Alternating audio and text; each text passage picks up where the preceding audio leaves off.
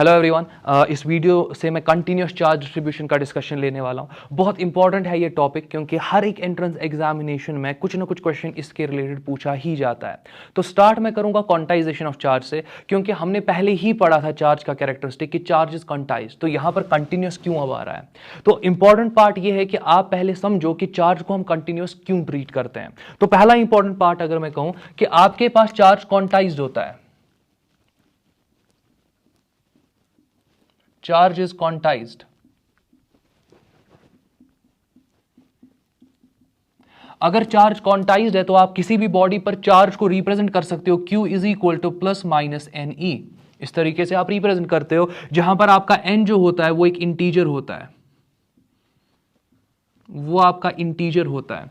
But अब मैं यहां पर बोल रहा हूं continuous charge distribution. That means मेरे पास एक चार्ज डिस्ट्रीब्यूशन होगा, वहां पर मुझे चार्ज को डिस्क्रीट नहीं लेना होगा, अब मुझे उसको कंटिन्यूअस लेना होगा। तो किन सिचुएशंस में आप ऐसा करते हो? पहला इंपॉर्टेंट पॉइंट, जब आप चार्ज क्वांटाइजेशन की बात करते हो ना, वो आप माइक्रोस्कोपिक लेवल पे बात करते हो। बट जब आप कंटिन्यूअस चार्ज डिस्ट्रीब्यूशन की बात करते हो, वो मैक्रोस्कोपिक लेवल पे होता है। पहला इंपॉर्टेंट पॉइंट। दूसरा इंपॉर्टेंट पॉइंट, अगर यहां पर मेरे पास कोई भी चार्ज डिस्ट्रीब्यूशन है, दैट मींस चार्ज यहां पर स्प्रेडेड है, तो मैं यहां पर एक चार्ज डिस्ट्रीब्यूशन ले रहा हूं।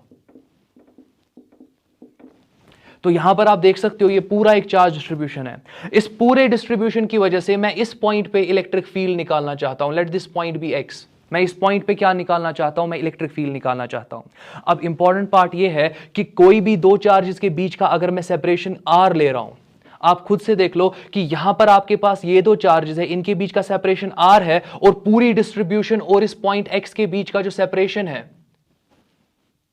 ये जो पूरा यहां पर सेपरेशन है, let it be y, let it be Y.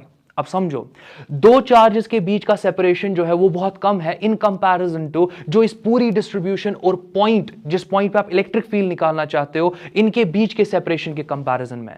That means, आराम से सुनते जाओ, जब भी आपके पास एक चार्ज डिस्ट्रीब्यूशन होगा, उस चार्ज डिस्ट्रीब्यूशन में अगर आपके दो चार्जेस के बीच का सेपरेशन बहुत छोटा होगा, कि मगर किसके कंपैरिजन में? In comparison to the distance between the charge distribution and the point where you want to evaluate the field, उस केस में आप इस डिस्ट्रीब्यूशन को कंटिन्यूअस के स्टाइल या कंटिन्यूअस के फॉर्म में मानोगे। मैं रिपीट करता हूं, एक बार और सुन लो।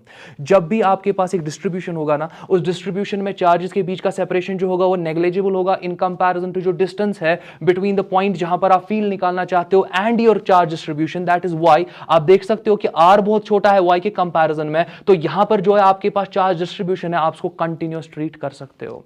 बट अगर आपके पास, मैं बोल रहा हूं कि यहां पर आपका जो y है it is greater than r, तब जाके आपका जो ये डिस्ट्रीब्यूशन है ये क्या कहलाएगा? Continuous charge distribution, CCD। But अगर आपके पास y जो होगा वो अप्रोक्सीमेटली r के बराबर होगा, तब आप यहां पर कंटिन्यूअस चार्ज डिस्ट्रीब्यूशन इसको नहीं मानोगे in comparison to that point. So that means मैं बोल सकता हूं ना कि आपने अपना पॉइंट अपने चार्ज डिस्ट्रीब्यूशन से कितना दूर रखा होगा, वही डिसाइड करेगा कि आप अपने चार्ज डिस्ट्रीब्यूशन को कंटिन्यूअस लोगे कि नहीं लोगे। ये पॉइंट बहुत इंपॉर्टेंट है।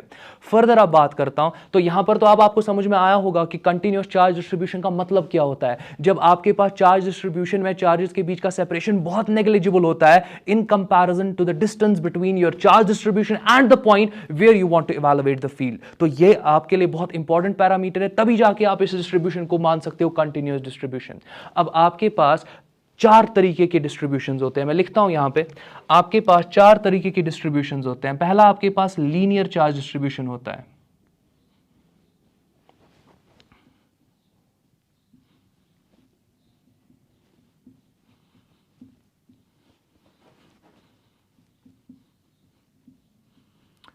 लीनियर चार्ज डिस्ट्रीब्यूशन में आपका चार्ज जो होता है वो एक डायमेंशन के अलोंग स्प्रेडेड होता है, और अगेन आपका पॉइंट उस डिस्ट्रीब्यूशन से बहुत दूर होगा, सच दैट कि आप इस कंडीशन को पहले सेटिस्फाई करने चाहिए फॉर कंटिन्यूअस चार्ज डिस्ट्रीब्यूशन। और यहां पर लीनियर चार्ज डिस्ट्रीब्यूशन में आप लीनियर चार्ज डेंसिटी पैरामीटर को इंट्रोड्यूस करते हो, वो आपके पास लैम्डा होता है, and this is your linear charge density.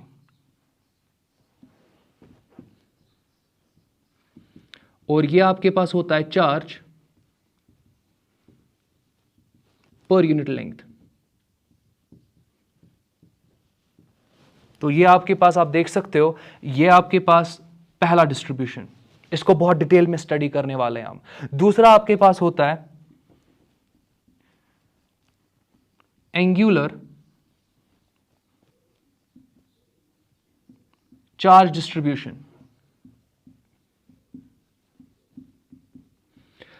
Angular charge distribution में आप जो पैरामीटर इंट्रोड्यूस करते हो that is your angular charge density, और उसको आप लेमडा ए से रिप्रेजेंट करते हो। लेमडा ए आपका होता है एंगुलर चार्ज डेंसिटी, तो ये आपका होगा एंगुलर चार्ज डेंसिटी, और ये सिंपली आपका होता है charge per unit angle.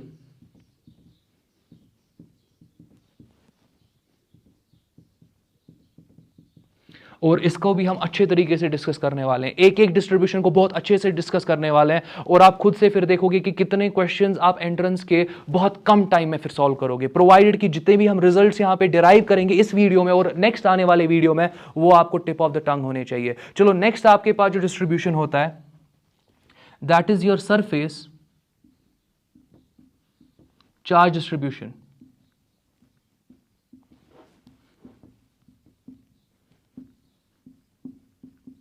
Surface charge distribution में आप सिग्मा रिप्रेजेंट करते हो। सिग्मा आपका होता है सरफेस चार्ज डेंसिटी,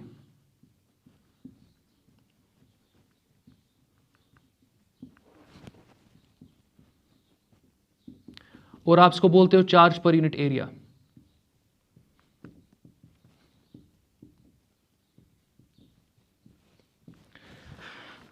तो आप सिंपली इनको दिमाग में रखोगे कि लेमडा का मतलब linear charge density, lambda A का मतलब एंगुलर चार्ज डेंसिटी, और सिग्मा आपका होता है सरफेस चार्ज डेंसिटी। लास्ट आपका होता है वॉल्यूम चार्ज डिस्ट्रीब्यूशन। तो अगर आपका चार्ज एक वॉल्यूम में डिस्ट्रीब्यूटेड होगा, अगर सरफेस के अब डिस्ट्रीब्यूट होगा तो आप बोलते हो सरफेस चार्ज डिस्ट्रीब्यूशन। मैं इनको थोड़ा थोड़ा एक्सप्लेन करूंगा अभी, बट फिलहाल के लिए चौथा डिस्ट्रीब्यूशन जो आपके पास होता है दैट इज योर वॉल्यूम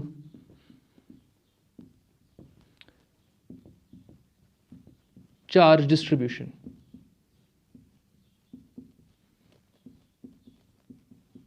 और वॉल्यूम चार्ज डिस्ट्रीब्यूशन में आप रो यूज करते हो, और रो आपका होता है वॉल्यूम चार्ज डेंसिटी।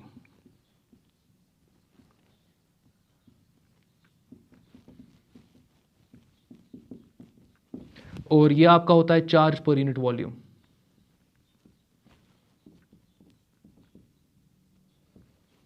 तो ये चार आपके इंपॉर्टेंट डिस्ट्रीब्यूशंस है।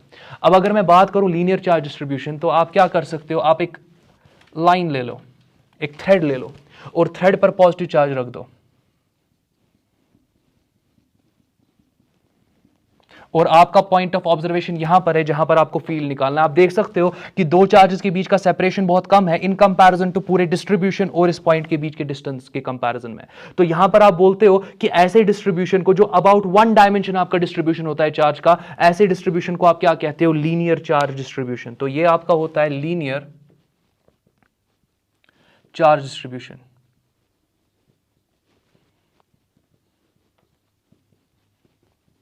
Linear charge distribution. और एक एग्जांपल अगर मैं बात करूं यहां पर, और एक एग्जांपल, तो ये पॉइंट आपका पॉइंट पी है जहां पर आप फील्ड निकालना चाहते हो बिकॉज ऑफ दिस डिस्ट्रीब्यूशन। और एक एग्जांपल की अगर मैं बात करूं, आपके पास रिंग होता है और रिंग पर आप चार्ज को स्प्रेड करते हो।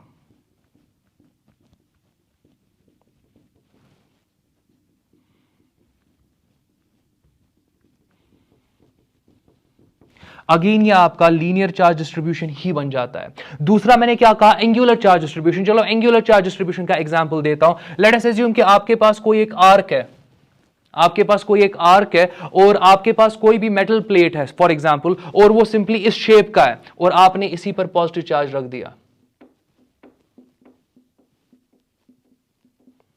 आप देखोगे कि अब आप यहां पर फील्ड निकालना चाहते हो इस पॉइंट पी पे।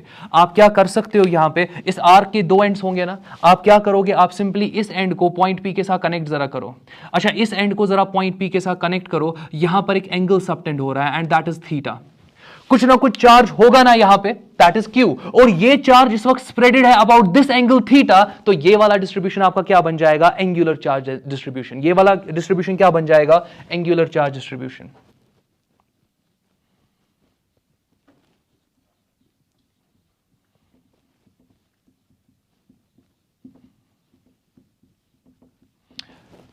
तो होपफुली अभी तक किसी को कहीं पे डाउट नहीं होगा। फर्दर अगर मैं बात यहां पे करूं surface charge distribution, late us assume कि आपके पास एक डिस्क है, लेट अस एज्यूम कि आपके पास एक डिस्क है यहां पे, या आपके पास एक शीट है, ये आपका कंडक्टिंग शीट है, ये आपका कंडक्टिंग शीट है। देख लो मैं 2-3 एग्जांपल्स लेने वाला हूं। इस शीट पर अगर मैं पॉजिटिव चार्ज को स्प्रेड करूं, कंडक्टिंग शीट, मैंने इंसुलेटिंग शीट नहीं बताया, मैंने बोला कि ये कंडक्टर का बना हुआ है ये शीट, और इस पर पॉजिटिव चार्ज डिस्ट्रीब्यूटेड है।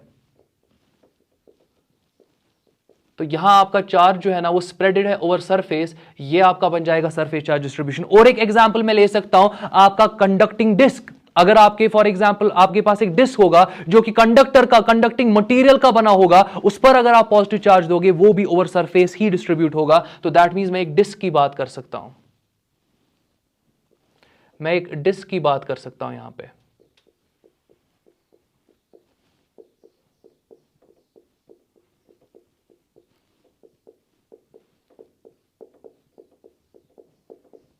सिमिलरली मैं एक कंडक्टिंग स्फीयर की बात कर सकता हूं। कंडक्टिंग स्फीयर जो आपके पास होता है, तो अगेन जितना भी चार्ज आप दोगे ना वो सारा का सारा सरफेस पे आ जाता है। कंडक्टर की प्रॉपर्टी कि अगर आपके पास कोई भी कंडक्टर होगा, फिर वो हॉलो कंडक्टर हो या बल्क कंडक्टर हो, आप उसको कितना भी चार्ज दो वो सारा चार्ज उसके सरफेस पे आ जाता है। तो अगेन वहां पर चार्ज सरफेस पे स्प्रेडेड होगा, अगेन आपका surface charge distribution. That means अगर मैं यहां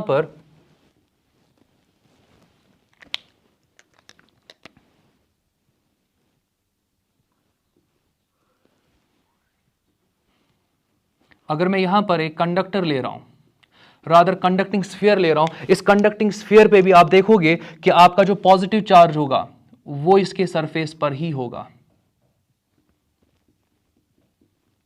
बल्क में नहीं होगा। तो अगेन ये आपके पास एक डिस्ट्रीब्यूशन है, मगर इस डिस्ट्रीब्यूशन को आप बोलोगे कि ये आपके पास सरफेस चार्ज डिस्ट्रीब्यूशन है। तो होपफुली अभी तक किसी को डाउट नहीं होगा, ये सारे डिस्ट्रीब्यूशंस आपके यहां पर सरफेस चार्ज डिस्ट्रीब्यूशंस है।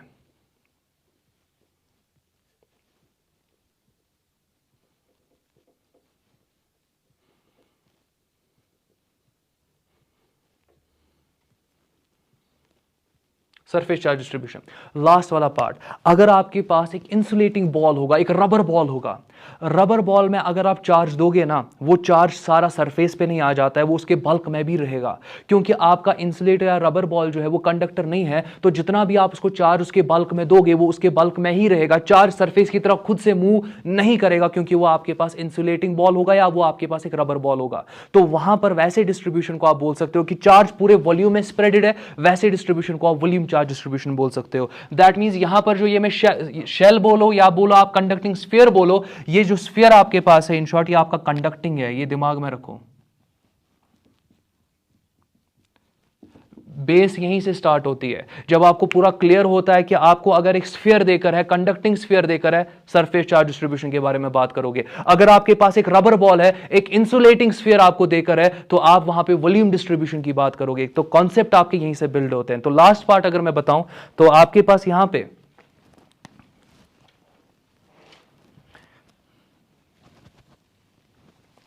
तो ये आपके पास एक इंसुलेटिंग स्फीयर है,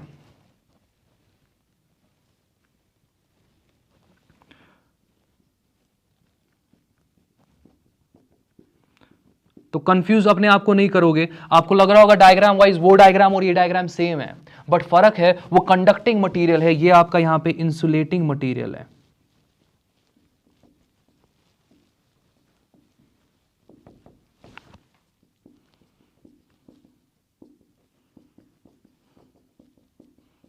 या इसी तरीके से आप एक इंसुलेटिंग क्यूब ले सकते हो और एंटायर इस क्यूब में आपका पॉजिटिव चार्ज स्प्रेड होगा, मगर इंसुलेटिंग मटेरियल का बना है ये क्यूब, तो जितना भी चार्ज होगा वो बल्क में होगा, कोई भी चार्ज सरफेस पे नहीं होगा। सरफेस पे भी चार्ज होगा बट सारे का सारा चार्ज सरफेस पे नहीं आएगा, बल्क में अगर कुछ चार्ज होगा वो बल्क में ही रहेगा। तो इन सिचुएशंस में आप बोल सकते हो कि ये डिस्ट्रीब्यूशन जो आपके पास है ये वॉल्यूम चार्ज डिस्ट्रीब्यूशन है।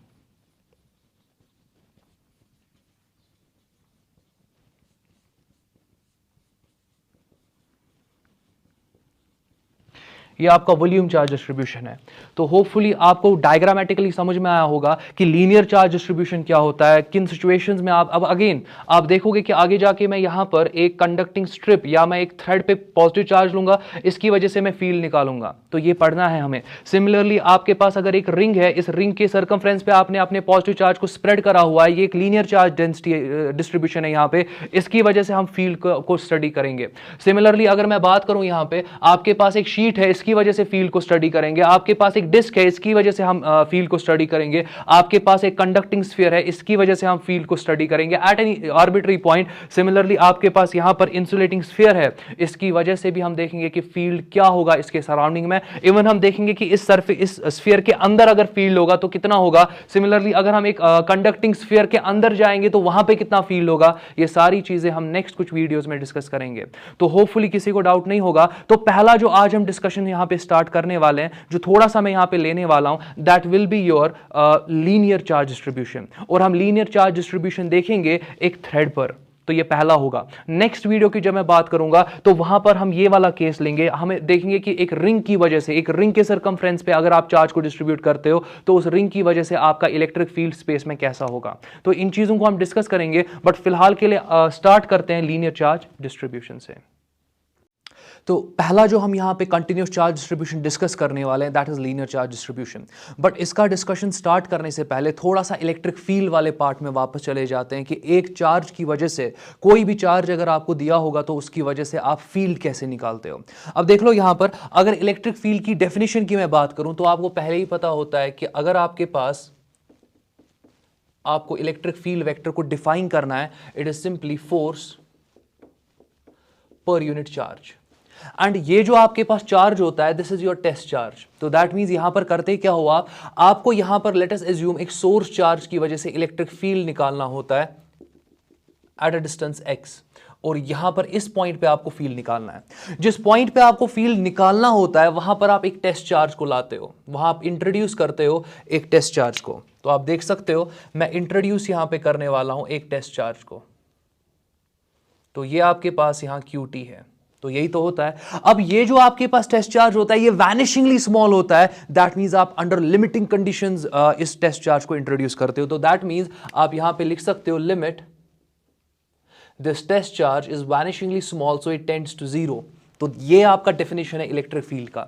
अब इलेक्ट्रिक फील्ड निकालने के लिए पहले आपको पता होना चाहिए इन दो चार्जेस के बीच में फोर्स, तो वो आप सिंपली कूलम्स लॉ से लिख सकते हो कि F is equal to K times source charge multiplied by test charge divided by इनके बीच का जो सेपरेशन है उसका आप स्क्वायर लोगे। तो ये तो हो गया। दूसरा इंपॉर्टेंट पॉइंट कि जिस पॉइंट पे आपने टेस्ट चार्ज निकाला वहां पर आप फील्ड निकालना चाहते हो, वो फील्ड यहां पर आपके पास जो होगा E, it will be equal to, आपको ये फोर्स लेना होगा but per unit test charge.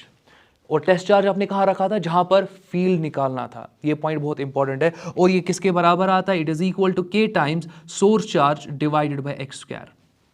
That means अगर आपको इस चार्ज की वजह से यहां पर फील्ड निकालना है तो करोगे क्या, इलेक्ट्रोस्टैटिक कांस्टेंट लोगे, उस इलेक्ट्रोस्टैटिक कांस्टेंट को इसी बॉडी के चार्ज से मल्टीप्लाई करोगे क्योंकि इसी बॉडी की वजह से आपको फील्ड निकालना है। डिवाइड किससे करोगे, जिस पॉइंट पे आपको फील्ड निकालना है वो किसी ना किसी सेपरेशन पे होगा ना फ्रॉम द सोर्स चार्ज, यही सेपरेशन का स्क्वायर आपको यहां पे डिनोमिनेटर में लाना है। ये चीज आपने पहले ही इलेक्ट्रिक फील्ड में पढ़ा होता है। अब यहां पर आराम से देखते जाओ। दूसरा इंपॉर्टेंट पॉइंट, अगर आपके पास ये सोर्स चार्ज पॉजिटिव होगा तो आपको पता है कि इस पॉइंट पे जो इलेक्ट्रिक फील्ड होगा it will be away from the positive charge, तो इलेक्ट्रिक फील्ड का डायरेक्शन अवे होगा। ये आपका इलेक्ट्रिक फील्ड पॉजिटिव की वजह से होता है। बट अगर आपके पास ये चार्ज नेगेटिव होगा, कहने का मतलब ये है कि अगर मैं यहां पे एक सोर्स चार्ज लूं और ये सोर्स चार्ज मेरे पास यहां अब नेगेटिव होगा, नेगेटिव के केस में क्या होगा कि अगर आप इस पॉइंट पे इलेक्ट्रिक फील्ड निकालना चाहोगे, इस पॉइंट पे अगर आप इलेक्ट्रिक फील्ड निकालना चाहोगे, इलेक्ट्रिक फील्ड आप निकाल सकते हो। आपको बस यहां पे पता होना चाहिए कि इस पॉइंट और इस चार्ज के बीच का सेपरेशन कितना है, लेट इट बी y। यहां पर इलेक्ट्रिक फील्ड कितना होगा, आप सीधे लिखोगे E will be equal to, पहले इलेक्ट्रोस्टैटिक कांस्टेंट लिख दिया, मुश्किल है नहीं कहीं पे। अच्छा, सोर्स चार्ज का मैग्नीट्यूड कितना है, QS, तो आप यहां पे QS लिख दो, डिवाइडेड बाय, यहां जरा सेपरेशन देख लो, एक पॉइंट जहां पर आप फील्ड निकालना चाहते हो वो पॉइंट आपके सोर्स चार्ज से कितनी दूरी पर है, वही सेपरेशन आपके पास y है ना, इसी के स्क्वायर को आप डिनोमिनेटर में इंट्रोड्यूस कर दो, तो डिवाइडेड बाय y स्क्वायर। अब इंपॉर्टेंट पॉइंट, नेगेटिव चार्ज की वजह से फील्ड होता है towards the negative charge. That means जो डायरेक्शन यहां पर फील्ड का होगा, आप देख लो मैं ड्रॉ कर रहा हूं, इट विल बी टुवर्ड्स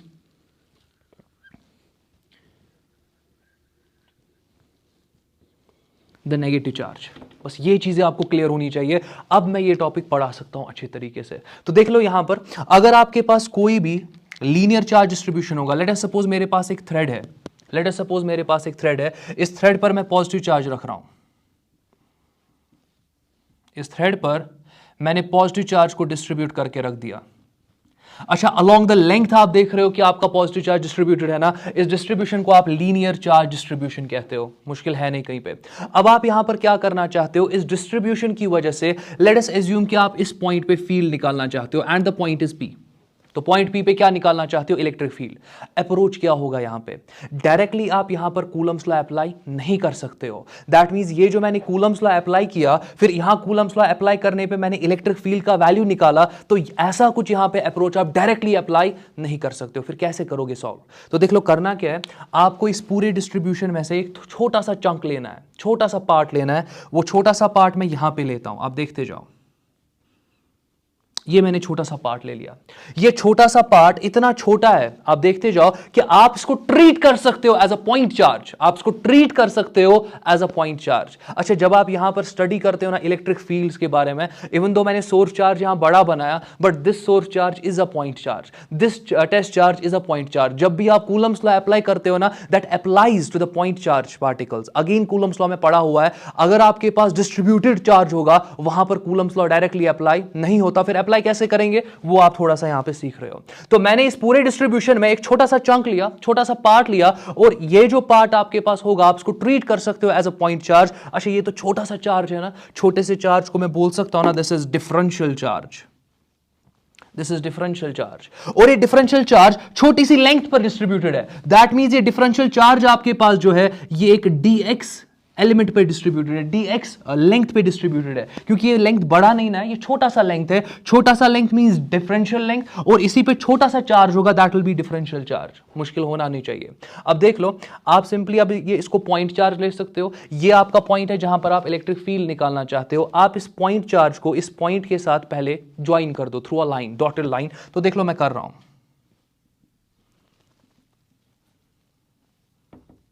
ये देख लो, तो आपने क्या किया, आपने छोटा सा यहां पे पॉइंट चार्ज ले लिया, मैं बोल सकता हूं अब ऐसे, और मैं यहां से यहां तक एक लाइन ड्रॉ कर रहा हूं, और यहां से लेकर यहां तक कुछ ना कुछ मेजरमेंट होगा ना, let it be r, let it be r. तो अब आप देख लो, इस छोटे से डिफरेंशियल एलिमेंट की वजह से यहां पर आप इलेक्ट्रिक फील्ड निकाल सकते हो ना। कैसे निकालोगे, मैं बोल सकता हूं कि इस पॉइंट पे डिफरेंशियल इलेक्ट्रिक फील्ड होगा, इस पॉइंट पे आपका डिफरेंशियल इलेक्ट्रिक फील्ड होगा because of this differential charge, और वो आप लिख सकते हो, it is equal to electrostatic constant. किसकी वजह से फील्ड की बात हो रही है, डिफरेंशियल चार्ज की वजह से फील्ड की बात हो रही है, तो आपको चार्ज यहां dq लेना पड़ेगा। अच्छा, जरा सेपरेशन देख लो, इस एलिमेंट और इस पॉइंट के बीच में r, तो डिवाइड किससे कर दोगे, r² से डिवाइड कर दोगे। तो होपफुली अभी तक कहीं पे डाउट नहीं होगा। दूसरा पॉइंट देख लो, कंप्लीट इलेक्ट्रिक फील्ड निकालने के लिए आप दोनों साइड से इंटीग्रेट करोगे ना, तो कंप्लीट फील्ड आपका यहां निकलेगा।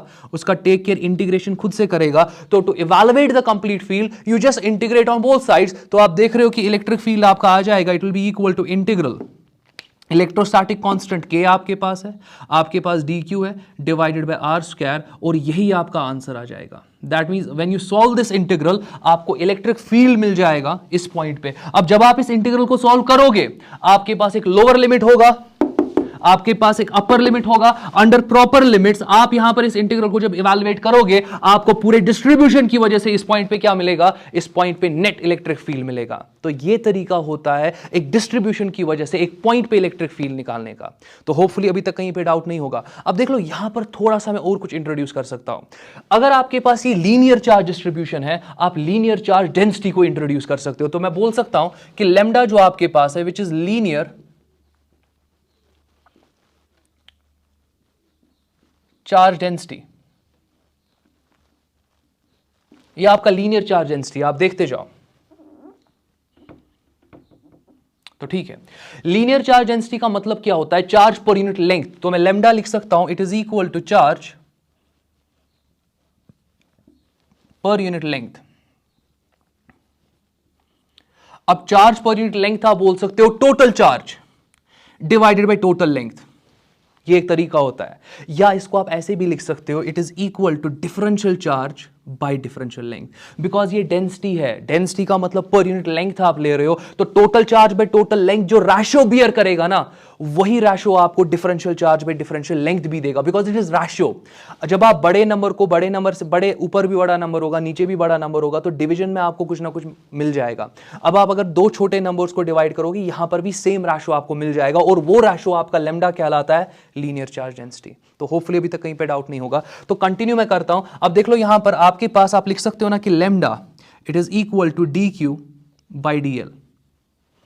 अब मैं तो dl लिख रहा हूं, बट आप अगर देखोगे हमने dx लिया था डिफरेंशियल लेंथ, तो डिफरेंशियल लेंथ क्योंकि ये dq charge differential length dx पर है, आप dq बाई dx लिख सकते हो यहां पे। तो मैंने बस वेरिएबल चेंज किया। जब मैं यहां पे बोल रहा था, मैं एक जनरल डेफिनेशन आपके सामने रख रहा था, यहां पर मैंने सिंपली अब वेरिएबल चेंज कर दिया, क्योंकि ये dq चार्ज dx लेंथ पे स्प्रेडेड था। अब फर्दर देख लो, आप इस dq को रिप्लेस कर सकते हो, आप लिख सकते हो dq is equal to lambda times dx, और इसको आप सब्सटीट्यूट कर सकते हो इस इंटीग्रल में, और आपका इंटीग्रल आ जाएगा e is equal to integral के अपनी जगह पे dq की जगह पर आप क्या लिख सकते हो, lambda times dx divided by r square. Again दे आपका आंसर होगा। अब देख लो इंपॉर्टेंट पार्ट क्या है, अब देख लो इंपॉर्टेंट पार्ट क्या है। किसी किसी प्रॉब्लम में आपका r कांस्टेंट होता है, किसी किसी प्रॉब्लम में आप समझो, किसी किसी प्रॉब्लम में आपका r कांस्टेंट है, k कांस्टेंट है, lambda as a function of x होता है, आप इंटीग्रल सॉल्व कर देते हो।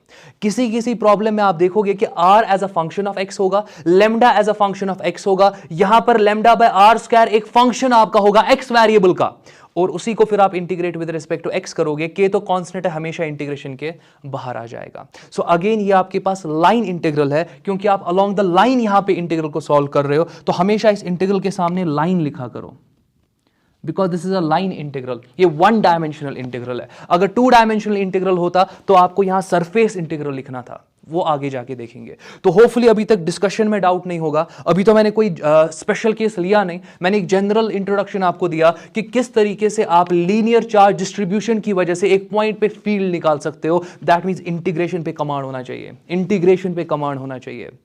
अभी भी बहुत सारे स्टूडेंट्स हैं, जब उन्होंने ये वाला पार्ट देखा होगा तो मे बी उनको लगा होगा कि इंटीग्रेशन वाला पार्ट है, तो अगर हमारा इंटीग्रेशन स्ट्रांग नहीं है, इसमें प्रॉब्लम हो सकती है, सच में हो सकती है। तो अगेन मैं रिकमेंड क्या करूंगा कि मैंने इंटीग्रल वाला पूरा एक प्लेलिस्ट बनाया हुआ है, आप वो 4 से 5 वीडियोज़ है, 5 से 6 वीडियोज़ है, आप पहले वो सारे वीडियोज़ अच्छे से देख लो। आप देखोगे कि वो वीडियोज़ देखने के बाद जब मैं डिफरेंट केसेस दिखाऊंगा, आपको कोई भी केस में प्रॉब्लम होगी नहीं, क्योंकि वैसे इंटीग्रल्स मैंने पहले ही सिंपली दिखाए हुए उस प्लेलिस्ट में।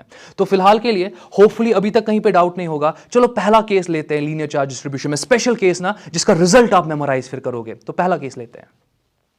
हमने सिंपली एक जनरल मेथड देखा कि कैसे आप लीनियर चार्ज डिस्ट्रीब्यूशन को डील करोगे। अब एक स्पेशल केस देखते हैं। यहां पर हमें सिंपली यूनिफॉर्मली चार्ज रॉड ले रहा हूं, इसी की वजह से अब हमें इलेक्ट्रिक फील्ड को इवैल्यूएट करना होगा किसी पॉइंट पे जो स्पेस में होगा। अब अगेन ये जो आपके पास यहाँ पे केस है बहुत इंपॉर्टेंट है, इसका रिजल्ट जो हम निकालेंगे वो आपको मेमोराइज करना होगा। बट यहां पर मैं इसको डिराइव क्यों कर रहा हूं, ताकि आप सिंपली सीखो कि किस तरीके से एक चार्ज डिस्ट्रीब्यूशन की वजह से एक पॉइंट पे आप फील्ड निकाल सकते हो। एंड अगेन जो इंटीग्रल्स इसमें यूज होंगे वही इंटीग्रल्स आपके ग्रेविटेशन में यूज होते हैं, वैसे ही इंटीग्रल्स आपके फिजिक्स के डिफरेंट चैप्टर्स में यूज होते हैं। तो ये इंटीग्रल्स आपके लिए इंपॉर्टेंट है, अगर आप इनका रिजल्ट भी याद रखोगे तो वो चलेगा। तो अब देख लो यहां पर मैं सिंपली पहले एक रॉड लेता हूं,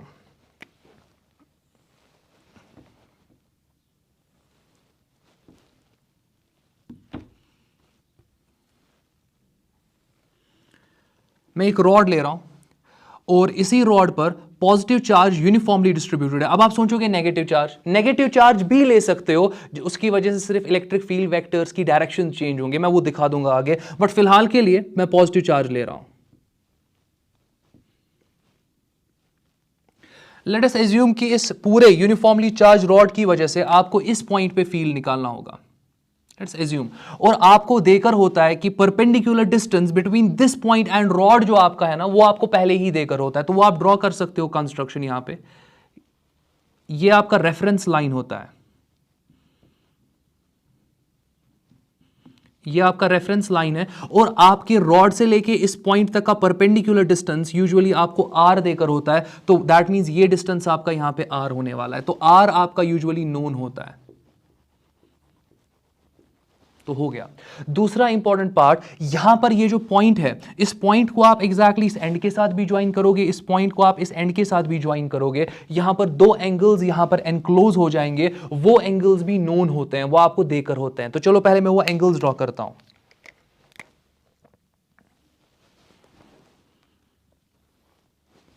तो लेट अस एज्यूम ये आपका यहां पर θ1 है और ये एंगल आपका यहां पर θ2 है। तो ये एंगल आपका θ1 है यहां पे और ये एंगल आपका θ2 है। अब देख लो, जब आप θ1 एंगल ले रहे हो ना, तो with respect to reference line लेना है आपको, रेफरेंस लाइन की तरफ जाना होगा टू मेजर θ1। तो θ1 एंटी क्लॉकवाइज है, θ1 को आप पॉजिटिव लिया करोगे। सिमिलरली अगर आपको यहां पर θ2 की बात करनी है तो इस लाइन से आपको रेफरेंस लाइन की तरफ जाना होगा, मगर आप देख लो क्लॉकवाइज जा रहे हो, आप क्लॉकवाइज जा रहे हो, दैट मींस θ2 आपको नेगेटिव एंगल लेना होगा। दैट मींस अगर आप ये पॉजिटिव एंगल ले रहे हो, इसको क्या लोगे, इसको नेगेटिव एंगल लोगे। इसमें कंफ्यूजन होता है, एक बार और सुन लो।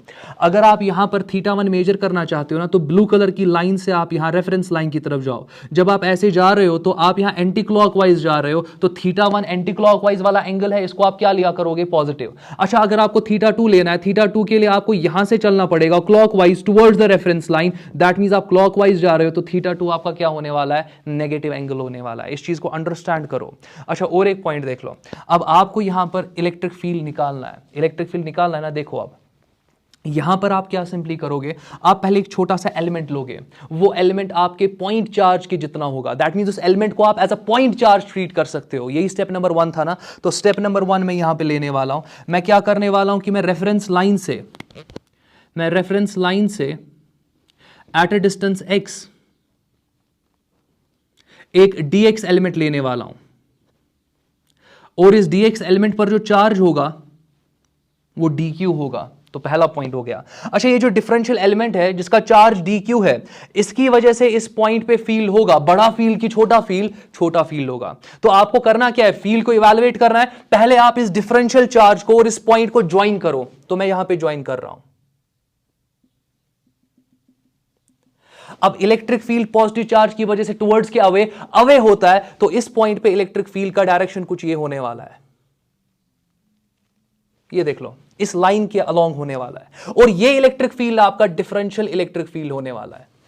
तो मुश्किल होना नहीं चाहिए। दूसरा इंपॉर्टेंट पॉइंट देख लो, मैं एज्यूम करता हूं कि यहां पर आपके पास एक वेरिएबल एंगल है थीटा, एक वेरिएबल एंगल थीटा है। दैट मींस अगर आप x को बढ़ाओगे ये थीटा बढ़ेगा, अगर आप x को छोटा करोगे थीटा भी छोटा हो जाएगा। तो ये एंगल थीटा जो है ये वैरी कर रहा है, यहां पे। तो होपफुली किसी को डाउट नहीं होगा। अब जरा फर्दर देख लो, अगर मैं इस रेफरेंस लाइन को थोड़ा ऊपर प्रोड्यूस करूं, आप देखते जाओ, इस रेफरेंस लाइन को अगर मैं थोड़ा सा ऊपर प्रोड्यूस करूं,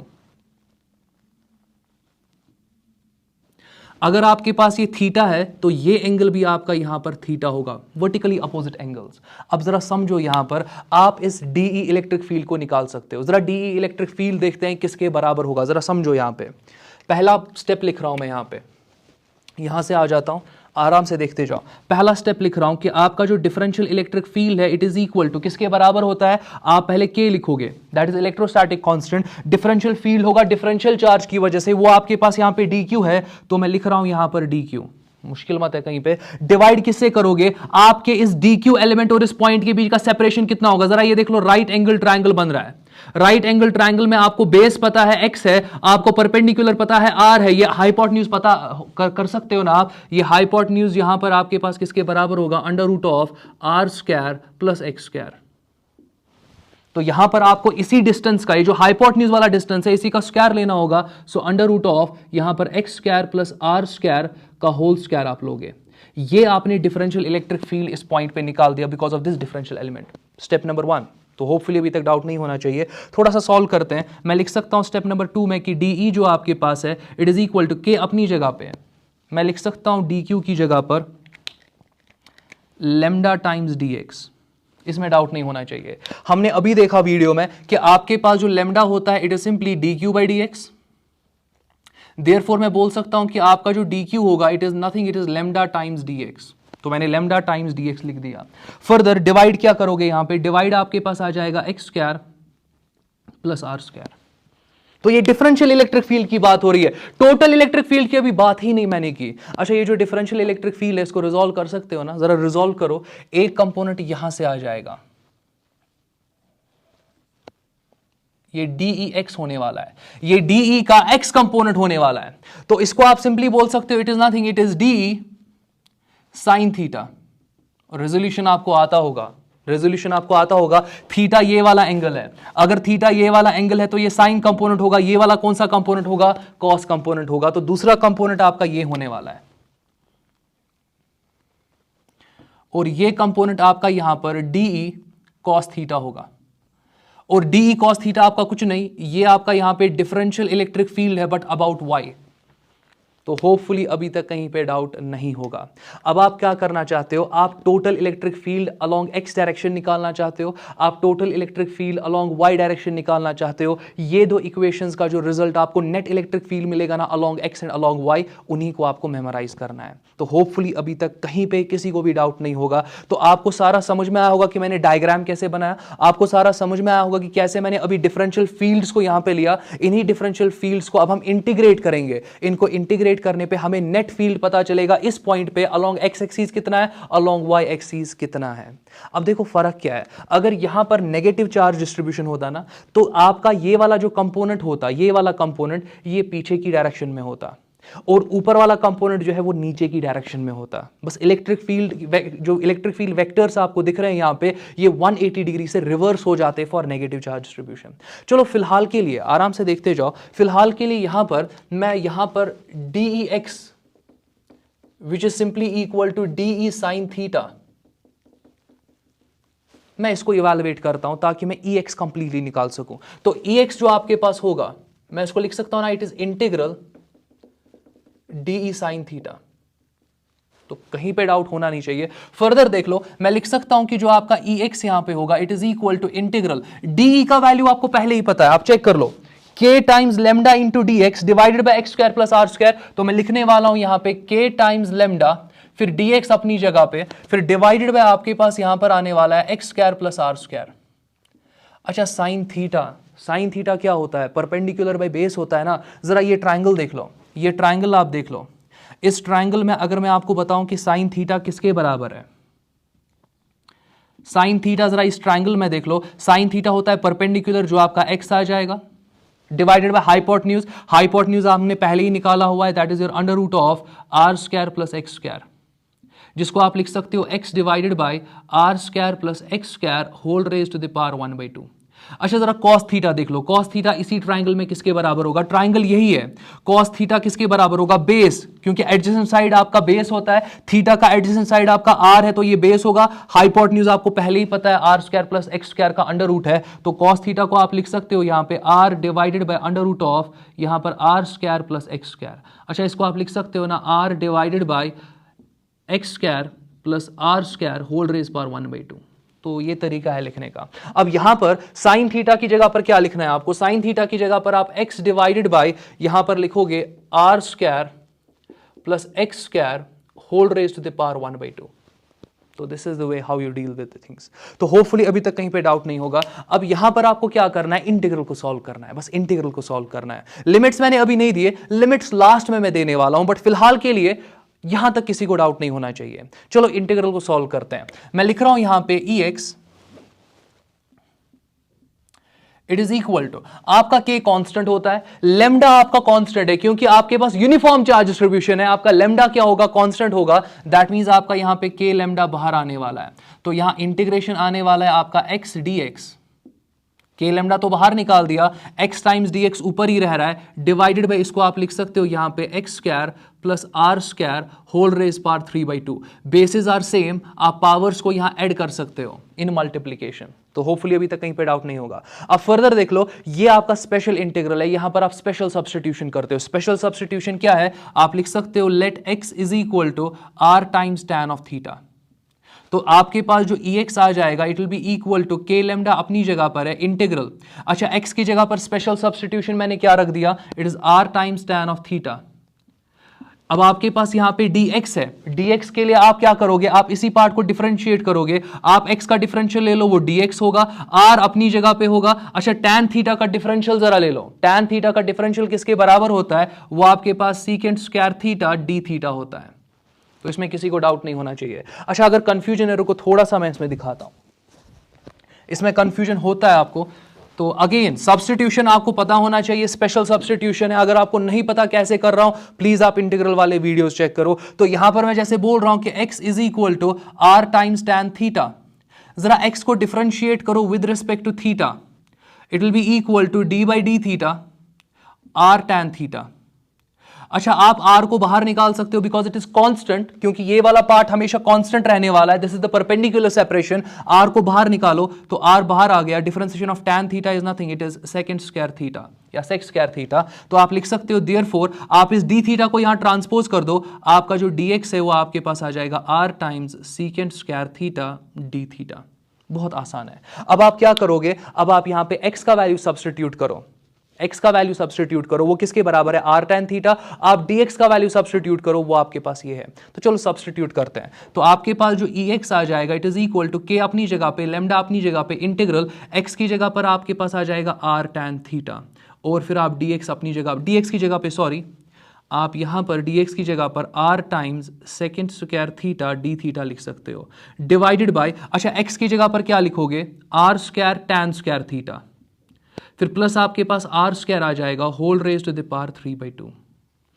तो होपफुली अभी तक डाउट नहीं होगा। चलो थोड़ा सा और सॉल्व करते हैं। आप देख सकते हो कि आपका जो ex यहां पर आ जाएगा it is equal to k lambda अपनी जगह पे, इंटीग्रल r अपनी जगह पे, tan थीटा अपनी जगह पे, रादर r और r आपका r स्क्वायर आ जाएगा, tan थीटा अपनी जगह पे, सेकंड स्क्वायर थीटा अपनी जगह पे, और d थीटा अपनी जगह पे, whole divided by r square को आप कॉमन ले सकते हो। देखो ब्रैकेट के अंदर क्या हो रहा है वो समझो। ब्रैकेट के अंदर 3/2 को कुछ नहीं करना है अभी। ब्रैकेट के अंदर आप आर स्क्वायर को कॉमन ले सकते हो। आर स्क्वायर को कॉमन लिया तो आपके पास 1 प्लस टैन स्क्वायर थीटा आ जाएगा, या आप बोल सकते हो टैन स्क्वायर थीटा प्लस 1 आ जाएगा, मगर होल रेज पर आपके पास 3/2 अपनी जगह पर है।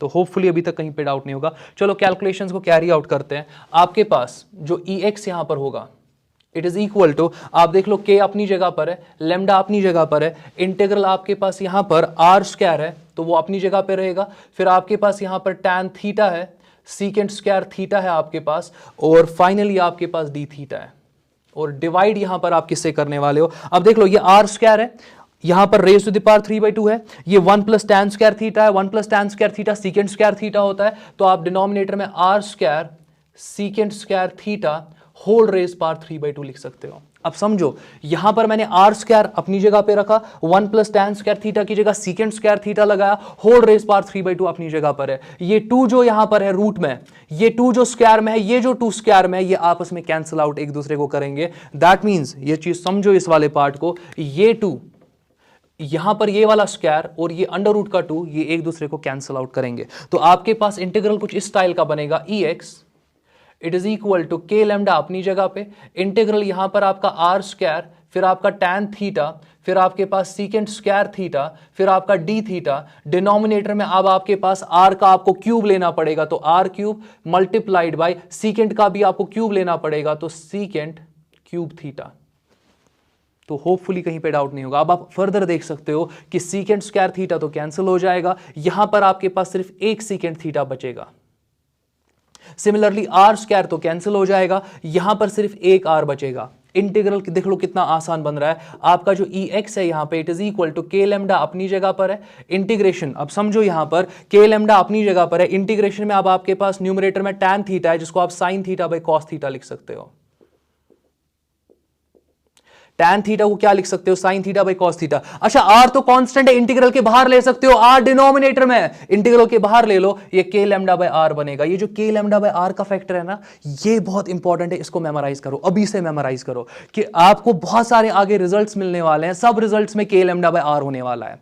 आप एंगुलर चार्ज डिस्ट्रीब्यूशन जब मैं पढ़ाऊंगा वहां पर भी आप बहुत जगह देखोगे, रादर सब जगह देखोगे k लैम्डा बाय r का factor, k lambda divided by r, k lambda divided by r factor आप वहां हर जगह देखोगे। तो अभी तक कहीं पे डाउट नहीं होना चाहिए। तो फर्दर देख लो, यहां पर आपका सेक थीटा कहां पे, डिनोमिनेटर में, इसको न्यूमरेटर में ले लोगे तो बन जाएगा ना कॉस थीटा, तो मल्टीप्लाई, क्योंकि सेक थीटा आपका डिनोमिनेटर में है, इसको न्यूमरेटर में लोगे तो यही बन जाएगा आपके पास कॉस थीटा, या आप ऐसे बोल सकते हो 1 by sec theta it is cos theta, तो मैंने कॉस थीटा लिख दिया, और फाइनली आपके पास क्या है, डी थीटा है।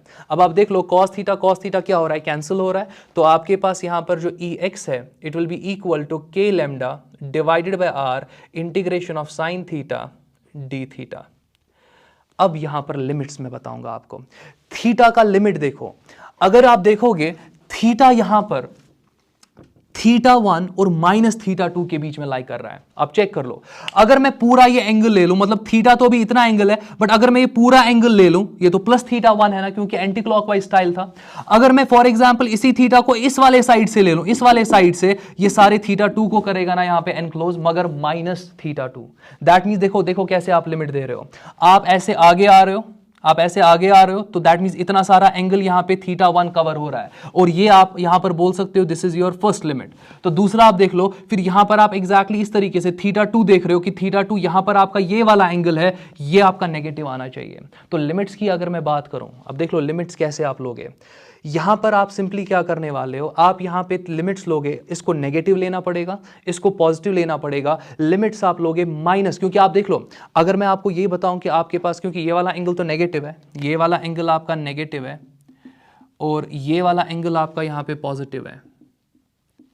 अगर मैं आपको ये बताऊं कि आपको लिमिट्स देनी है, आप -2 to 2 देते हो ना, आप कभी भी 2 to -2 नहीं देते हो, मतलब ये तरीका होता है, स्टाइल यही होता है। तो आप नेगेटिव टू पॉजिटिव लिमिट्स देते हो। अब यहां पर आपका थीटा जो है वो नेगेटिव है θ2 के लिए, तो आप यहां पे नेगेटिव लिमिट, लोअर लिमिट -θ2 दोगे, तो दैट मींस यहां पर -θ2 आएगा।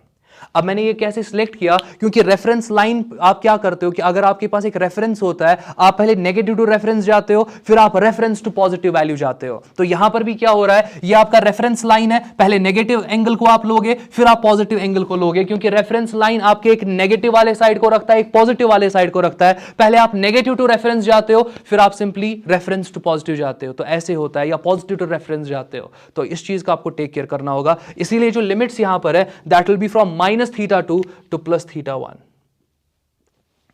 अब जरा सॉल्व करते हैं, देख लो हो गया। θ1 θ2 अगेन देवर नोन एंगल्स, मैंने जैसे पहले ही बताया आपका θ1 and θ2 they are known angles.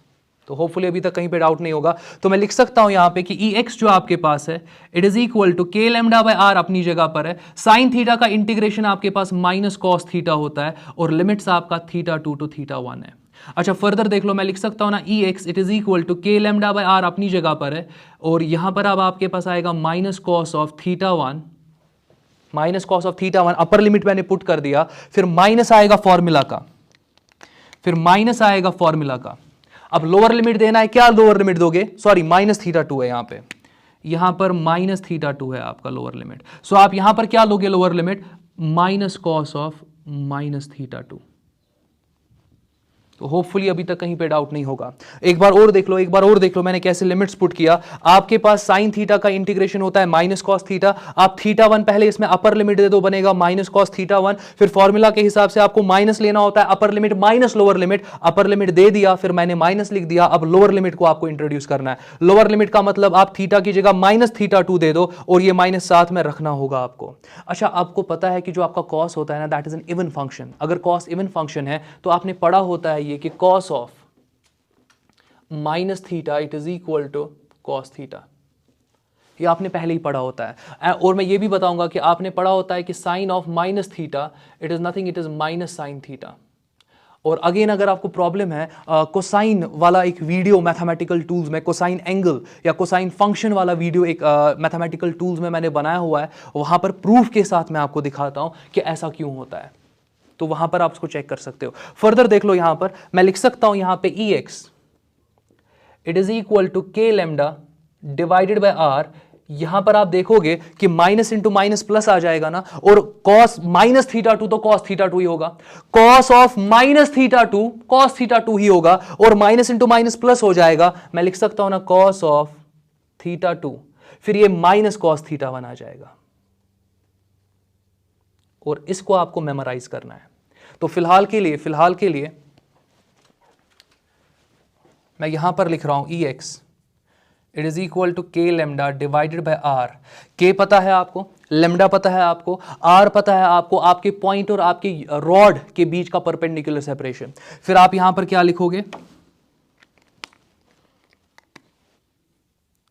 cos of θ2 आगे वाला एंगल पहले, माइनस cos ऑफ θ1 पीछे वाला एंगल। देख लो यहां पर ये पॉइंट है, थीटा टू आगे वाला एंगल पहले, तो कॉस ऑफ थीटा टू पहले आगे वाला एंगल लेना है, फिर आपको minus cos of theta two पीछे वाला एंगल लेना है। Sorry, cos of theta two आगे वाला एंगल, थीटा टू आगे वाला एंगल है, minus cos of theta one पीछे वाला एंगल है। दैट मींस आप दिमाग में रखोगे आपको आगे माइनस पीछे करना है, ऐसे कुछ है। आपको यहां पर थीटा वन थीटा टू दिए होंगे, अब आपको यहां पर देखना होगा कि रेफरेंस लाइन से आगे वाला एंगल कौन सा है, दैट इज थीटा टू, तो आपको कॉस ऑफ थीटा टू लिखना होगा, फिर माइनस क्या करोगे पीछे वाला angle, that is minus cos of theta one. ये आपका नेट इलेक्ट्रिक फील्ड आ रहा है एक्स डायरेक्शन के अलोंग, बट वाई डायरेक्शन भी तो अभी पेंडिंग है ना, तो वाई डायरेक्शन के अलोंग कितना नेट फील्ड होगा, अब हम उसको इवैल्यूएट करेंगे।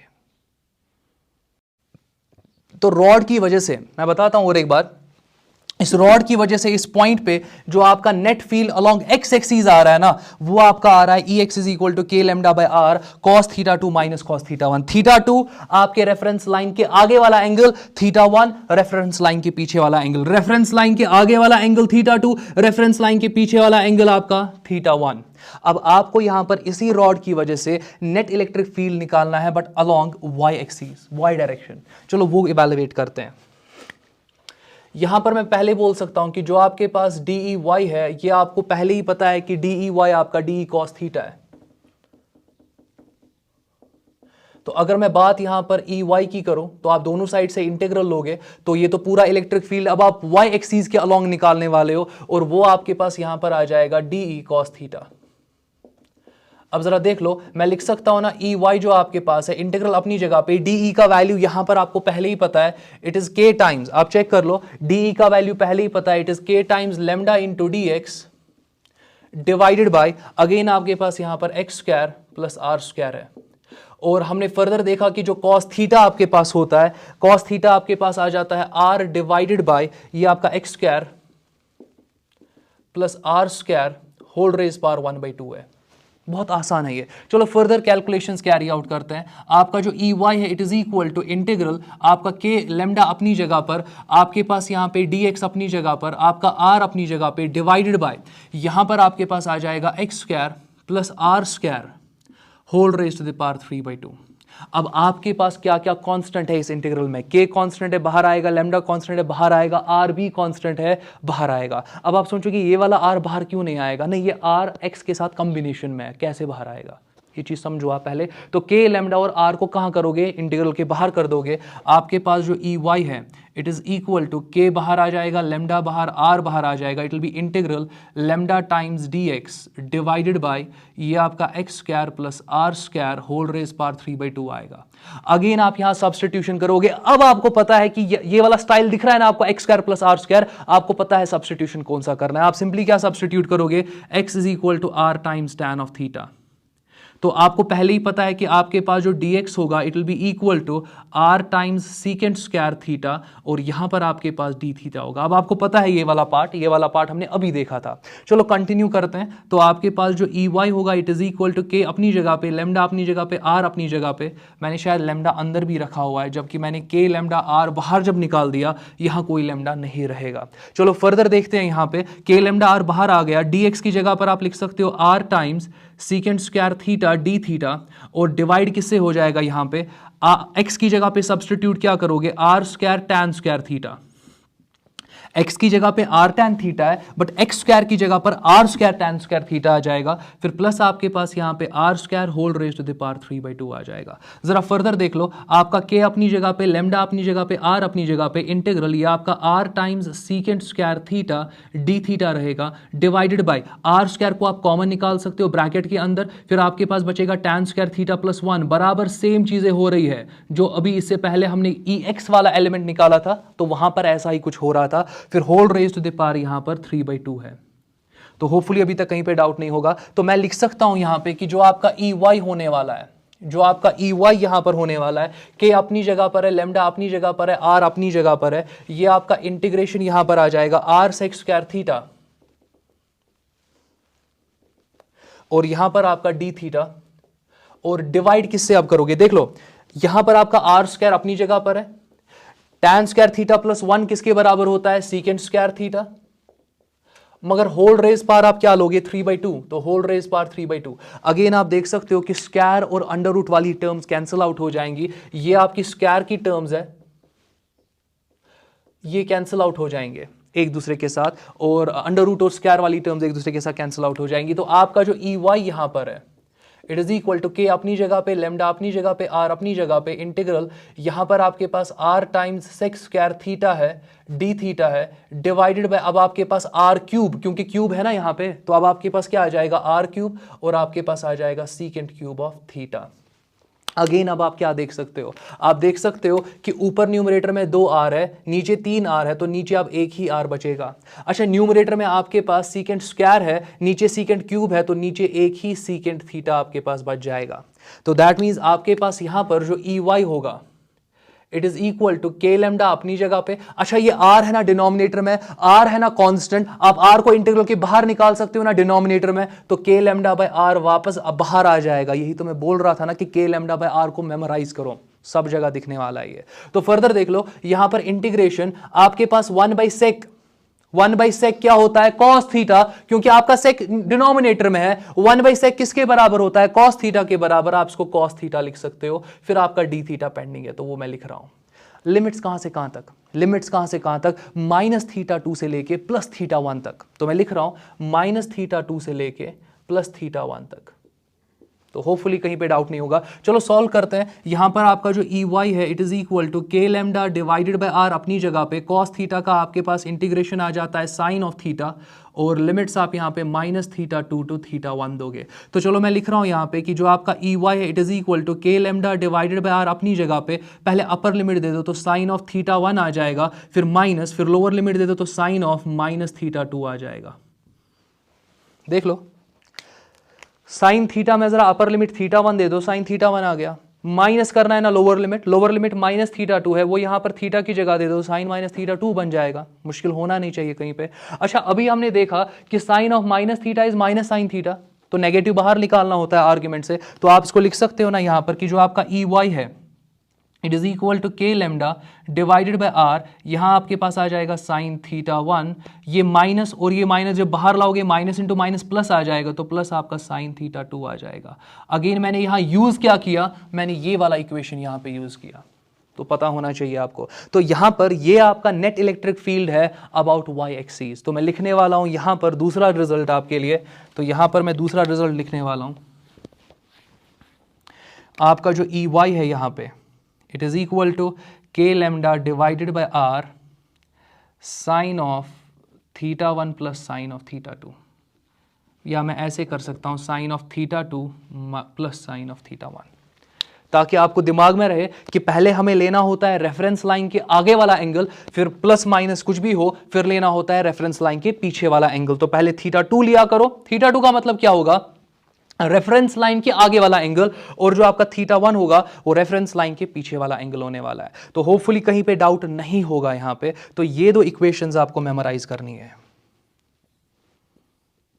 जो जेई के स्टूडेंट्स है, जो जेई के एस्पिरेंट्स होंगे, जो जिनका नॉन मेडिकल होगा, तो उनको ये इक्वेशन अच्छे तरीके से मेमोराइज होना चाहिए, क्योंकि यूजुअली मैंने देखा है कि जेई में इसके रिलेटेड क्वेश्चंस आते रहते हैं। तो रादर इसके स्पेशल केसेस जो अब मैं डिस्कस करने वाला हूं ना, तो उस पे क्वेश्चंस आते रहते हैं। वो स्पेशल केसेस आएंगे कहां से, उनका रिजल्ट याद नहीं रखने की जरूरत है। अगर आपको ये दो रिजल्ट्स याद है ना, आप बाकी 3 से 4 स्पेशल केसेस जो मैं अभी दिखाने वाला हूं वो आप यहां से डिराइव कर सकते हो। तो इक्वेशन अगेन क्या होने वाला है, पहले के लेमडा बाय आर, पहले के लेमडा बाय आर, फिर आपको cos θ2 माइनस cos θ1, कोसाइन का स्टाइल एक्स डायरेक्शन में आप लोगे, और जो आपका साइन का स्टाइल है वो y कंपोनेंट की तरफ आ जाएगा। अच्छा, एक चीज और देख लो, अगर ये नेगेटिव होता ना, यहां पे नेगेटिव चार्ज, आपको करना कुछ नहीं था, आपको यहां नेगेटिव और यहां नेगेटिव लगा देना था, और कुछ भी नहीं करना है। तो अगर आपके पास नेगेटिव चार्ज डिस्ट्रीब्यूशन होता, आपको बस इनके सामने नेगेटिव लगाना था, क्योंकि यहां पर अगर मैं बात करूं आपका यहां पर नेट इलेक्ट्रिक फील्ड आगे की डायरेक्शन में ही होने वाला है। देखो क्यों, इस छोटे से पार्ट की वजह से इलेक्ट्रिक फील्ड पीछे की डायरेक्शन में होगा। मैं सिर्फ एक्स एक्सिस की फिलहाल बात कर रहा हूं। आपके पास पॉजिटिव चार्ज की वजह से इलेक्ट्रिक फील्ड होता है ना away from the positive charge, यही होता है। सो अगर मैं यहां पर एक्स एक्सिस की बात करूं, इस छोटे से पार्ट की वजह से छोटा सा इलेक्ट्रिक फील्ड पीछे की डायरेक्शन में, मगर इस बड़े से पार्ट की वजह से बड़ा सा इलेक्ट्रिक फील्ड आगे की डायरेक्शन में। नेट इलेक्ट्रिक फील्ड कहां की तरफ, आगे की डायरेक्शन में। नेट इलेक्ट्रिक फील्ड कहां की तरफ, आगे की डायरेक्शन में। एक बार और सुन लो, ये छोटा सा पार्ट है, इसकी वजह से यहां पर इलेक्ट्रिक फील्ड, मैं एक्स कंपोनेंट की सिर्फ बात कर रहा हूं, छोटे कंपोनेंट की, छोटे पार्ट की वजह से यहां पर जो इलेक्ट्रिक फील्ड होगा, छोटा इलेक्ट्रिक फील्ड, वो पीछे की डायरेक्शन में होगा, क्योंकि पॉजिटिव की वजह से फील्ड अवे होता है पीछे की तरफ। अब अगर मैं ये वाला पॉजिटिव लूं, ये वाला पॉजिटिव, ये बड़ा है ना, इसकी वजह से बड़ा इलेक्ट्रिक फील्ड होगा, मगर ये वाला जो पार्ट है इसकी वजह से यहां पर इलेक्ट्रिक फील्ड आगे की डायरेक्शन में होगा, बड़ा इलेक्ट्रिक फील्ड। नेट फील्ड कहां की तरफ, आगे की डायरेक्शन में। दूसरा पॉइंट देख लो, इसकी वजह से इलेक्ट्रिक फील्ड जो होगा इस पॉइंट पे वो अवे होगा वाई एक्सिस की तरफ, इसकी वजह से भी जो इलेक्ट्रिक फील्ड होगा वो अवे होगा अलोंग वाई एक्सिस, तो नेट फील्ड आपको इस डिस्ट्रीब्यूशन के अवे मिल रहा है अबाउट वाई एक्सिस। तो आप देख रहे हो कि टुवर्ड्स द चार्ज डिस्ट्रीब्यूशन नहीं दिख रहा है, अवे दिख रहा है। क्यों? क्योंकि ये पॉजिटिव चार्ज है, इसलिए आपको नेट यहां पर ऊपर की तरफ मिल रहा है। अब क्वेश्चन यहां पर ये आ जाता है कि अगर फॉर एग्जांपल मैं यहां पर इस पॉइंट को यहां से यहां शिफ्ट कर देता तो इलेक्ट्रिक फील्ड कैसा होता। चलो मैं वो दिखाता हूं और उसके बाद हम कुछ स्पेशल केसेस देखेंगे। तो जैसे कि मैंने आपको अभी बताया ना कि अगर आपके पास पॉइंट यहां पर है तो ये वाला पार्ट बड़ा है, इसका फील्ड डोमिनेटिंग होगा, नेट फील्ड आगे की डायरेक्शन में होगा। हाँ, वाई डायरेक्शन में अगर आप देखोगे इस पार्ट की वजह से भी फील्ड ऊपर की तरफ होगा, इस पार्ट की वजह से भी फील्ड ऊपर की तरफ होगा। नेट फील्ड आपका वाई डायरेक्शन में ऊपर की तरफ होगा और एक्स डायरेक्शन में आप पॉजिटिव एक्स डायरेक्शन में नेट फील्ड यहां पर इस वाले केस के लिए देने वाले हो। मैग्नीट्यूड वाइज बात करोगे तो ये इक्वेशन यूज करनी है, डायरेक्शन आपको खुद से समझ कर लेना होता है। अब देख लो, जैसे कि मैंने कहा ना कि अब मैं पॉइंट को इस वाले साइड से ले रहा हूं। अब देख लो, ये वाला साइड छोटा है, मैं इसको रेड से, इसके फील्ड को मैं रेड से रिप्रेजेंट करने वाला हूं और इसके फील्ड को यहां पर मैं ब्लैक से रिप्रेजेंट करने वाला हूं। अब देख लो, ये वाला पार्ट छोटा है, इसकी वजह से पहले एक्स डायरेक्शन की बात करेंगे, इसकी वजह से जो यहां पे फील्ड होने वाला है वो आगे की डायरेक्शन में होने वाला है, इसमें कुछ मुश्किल है नहीं। ये बड़ा वाला पार्ट है, इसकी वजह से जो यहां पे फील्ड होगा वो पीछे की डायरेक्शन में होगा और वो बड़े मैग्नीट्यूड का होगा, क्योंकि ये बड़ा वाला पार्ट है तो आपका फील्ड यहां पर पीछे की डायरेक्शन में होगा। नेट फील्ड कहां की तरफ होगा, नेट फील्ड यहां पर पीछे की डायरेक्शन में होगा। अच्छा, उस फील्ड का मैग्नीट्यूड इस इक्वेशन से निकाल दो और डायरेक्शन क्या फिर लोगे, माइनस आई कैप लोगे। ये मैं कह रहा था कि आपको डायरेक्शन जो है ना वो खुद से समझ कर देनी होती है कि माइनस आई कैप लेके प्लस आई कैप ले, ऐसा कोई केस होगा प्लस आई कैप, अगर ऐसा कोई केस होगा माइनस आई कैप। जरा यहां पर वाई डायरेक्शन की बात करता हूं, छोटे वाले पार्ट की वजह से जो फील्ड यहां पर होगा अलोंग वाई डायरेक्शन वो अवे होगा, तो वो अवे होगा, वो अवे होगा। अच्छा, जो अब आपके पास बड़ा पार्ट है इसकी वजह से भी वाई डायरेक्शन में अगर आप देखोगे आपका फील्ड अवे होगा, तो वो आपके पास ये होने वाला है, तो ये आपका नेट ई वाई होने वाला है और ये आपका नेट ई एक्स होने वाला है। अब आप खुद से देखो ना, यहां पर अगर ये नेट ई एक्स होने वाला है, यहां सब्ट्रैक्शन हो रहा है इसलिए यहां सब्ट्रैक्शन है फॉर्मूला में, समझो इसको। यहां पर एडिशन हो रहा है इसलिए फॉर्मूला में एडिशन है। तो बहुत इंटरेस्टिंग है ये वाला पार्ट, तो होपफुली किसी को कहीं पे डाउट नहीं होगा। अच्छा, ये जरा समझो, अगर मैं यहां पर, ये तो मैंने, आप देख सकते हो कि ये आपके पास एक रॉड है, मैंने रॉड के इस साइड से ले लिया, मैंने रॉड के इस वाले साइड से भी अपने पॉइंट को ले लिया। अगर मैं रॉड के मिडवे एक बाइसेक्टर ड्रॉ करूं, उस बाइसेक्टर पे ये पॉइंट लूं, तो तब आपका फील्ड एक्स डायरेक्शन के अलोंग कितना होगा, वाई डायरेक्शन के अलोंग कितना होगा। ये question directly H C Verma पे आता है। तो मैंने तो ये किया ना डिराइव, ये डिराइव करने के बाद आप एच सी वर्मा का वो क्वेश्चन जब देखोगे ना, आप उसको विद इन सेकंड सॉल्व कर दोगे। हाँ, उसका जो कैलकुलेशन वाला पार्ट होगा मे बी वो आपको समझ में ना आए, बट डायरेक्टली इन इक्वेशंस को यूज करके आप उसका आंसर दे सकते हो, विद इन सेकंड्स आप उसका आंसर दे सकते हो। चलो यहां पर अब मैं कुछ इंपॉर्टेंट केसेस लेता हूं। पहला केस मैं लेता हूं कि जब मैं पॉइंट, जिस पॉइंट पे फील्ड निकालना चाहता हूं, जब मैं उस पॉइंट को अपने रॉड के बाइसेक्टर पे प्लेस करने वाला हूं। तो देख लो, केस 1, यहां से केसेस में स्टार्ट कर रहा हूं।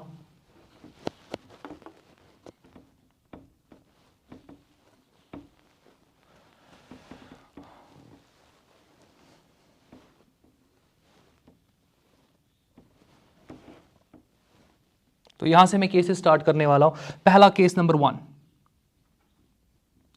ये बहुत इंपॉर्टेंट है, इन हर एक पॉइंट को प्लीज आप एंड डाउन करोगे। अब देख लो, ये आपके पास रॉड है और इस रॉड पर पॉजिटिव चार्ज है, और अब मैं इस रॉड के बाइसेक्टर पे एक पॉइंट लेने वाला हूं जहां पर मैं फील्ड निकालने वाला हूं। तो मैं एक बाइसेक्टर इस रॉड पे लेने वाला हूं, मैं एक बाइसेक्टर इस रॉड पे लेने वाला हूं।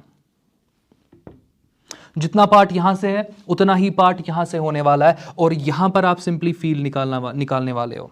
अब जरा देख लो, जो ये वाला एंड यहां पर सबटेंड एंगल करेगा वही ये वाला एंड भी सबटेंड करेगा ना, because of symmetry. That means यहां पर अगर मैं इन एंड्स को कनेक्ट करूं तो ये अगर आपका यहां पे थीटा होने वाला है तो ये ऑटोमेटिकली आपका थीटा होने वाला है, मुश्किल होना नहीं चाहिए। अच्छा, ये एक चीज और समझ सकते हो, इस पार्ट की वजह से आगे की डायरेक्शन में फील्ड होगा, इस पार्ट की वजह से पीछे की डायरेक्शन में फील्ड होगा, इस पार्ट की वजह से जितना फील्ड आगे की डायरेक्शन में होगा उतना ही इस पार्ट की वजह से पीछे की डायरेक्शन में फील्ड होगा। That means about x axis कोई भी फील्ड नहीं होगा। ये मुझे समझ में आ रहा है, ये वाला कॉन्सेप्ट समझकर।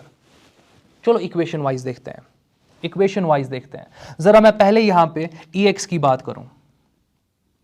इट इज इक्वल, पहले क्या लिखोगे, के लैम्डा डिवाइडेड बाय आर, ये लिखना होता है। फिर उसके बाद आप यहां पर क्या लिखोगे, कॉस ऑफ, आगे वाला एंगल वो थीटा है तो मैं लिखने वाला हूं कॉस ऑफ थीटा, फिर minus cos of reference line के पीछे वाला एंगल दैट इज थीटा, तो मैंने कॉस थीटा लिख दिया। अच्छा, कॉस थीटा कैंसिल हो जाएगा, ये जीरो आएगा, जीरो मल्टीप्लाइड बाय के लैम्डा बाय आर, ये जीरो आएगा। वही तो मैंने बोला था ना, Ex आपका जीरो होने वाला है। अच्छा, जरा Ey की बात करते हैं, it is equal to k lambda by are अपनी जगह पे, यहां पर आपके पास साइन, पहले आगे वाला एंगल देख लो, रेफरेंस लाइन के आगे वाला एंगल थीटा है तो मैं साइन थीटा लिख रहा हूं, प्लस फिर यहां पर साइन आप और लिखोगे और रेफरेंस के पीछे वाला एंगल थीटा ही है तो आप यहां पे थीटा लिखोगे, और आप देख सकते हो कि ये ट्वाइस साइन थीटा बन जाएगा। दैट मीन्स आपका आंसर यहां पे आएगा ट्वाइस के lambda by R into sine theta. Case number 1 done. चलो केस नंबर 2 देखते हैं।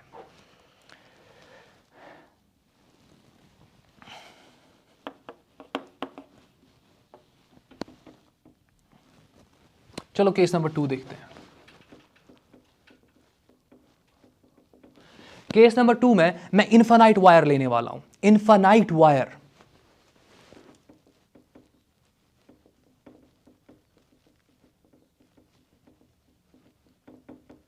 इनफाइनाइट वायर का मतलब यहां से आपका वायर जो होगा वो टुवर्ड्स इंफिनिटी चला जाएगा, और यहां से भी जो आपका वायर होने वाला है ये टुवर्ड्स इंफिनिटी चला जाएगा।